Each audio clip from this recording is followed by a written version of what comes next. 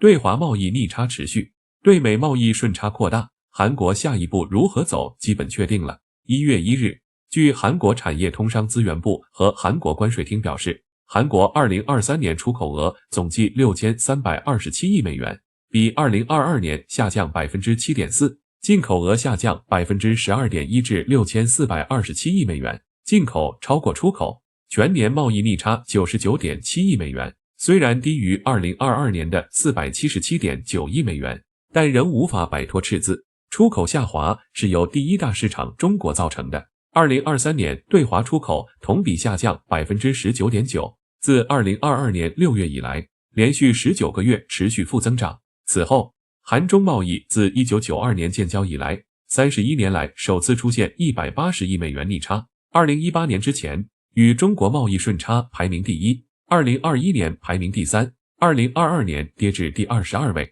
去年贸易差额降至最低水平。此前，中国是韩国贸易顺差最大的国家，而现在中国的位置已经转变为韩国贸易顺差最大的国家，其中对美国的出口达到创纪录的1157亿美元，这是由于汽车、机械和二次电池在美国市场的强劲销售，特别是上个月，韩国每月最大的出口伙伴从中国变为美国，这是20年06个月以来首次。即使按年计算，美国也已超过东南亚，2018年来首次成为韩国第2大出口市场。此外，美国自2002年以来首次成为韩国第1个实现顺差的伙伴国。韩国专家指出，经济衰退是结构性长期问题的一部分，这是因为中国经济还没有出现反弹的迹象。而两国企业之间的技术差距正在逐渐缩小。过去，中国对韩国出口的中间产品进行再加工，然后出口到世界市场，但现在很多产品已经实现自给自足，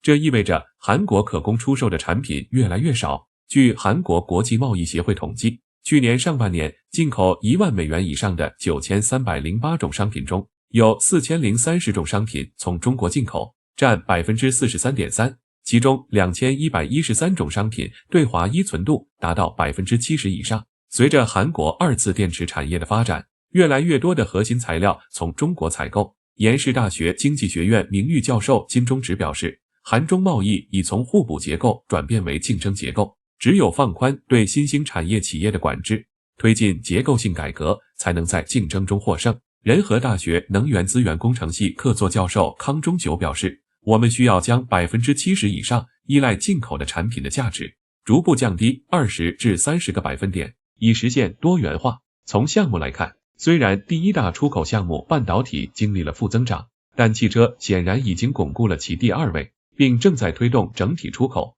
去年15种主要产品中，只有汽车、通用机械、船舶3种产品出口实现增长，其中电动汽车、运动型多用途车 SUV 等高附加值汽车出口创历史新高，达709亿美元，这比2022年创下的541亿美元的记录增长了 31.1%。相比之下，半导体出口额较上年下降 23.7% 至986亿美元，其中汽车出口占出口总额的比重为 11.2%， 创历史最高水平，半导体出口比重为 15.6%。为2016年以来的最低水平。个人解读一下，经济基础决定上层建筑。接下来，韩国和美国的关系只会越来越密切。前些年，韩国对中国的贸易处于顺差，所以中韩关系比较友好。自从韩国对中国贸易进入逆差后，他们就开始找茬了。接下来，韩国也将效仿西方，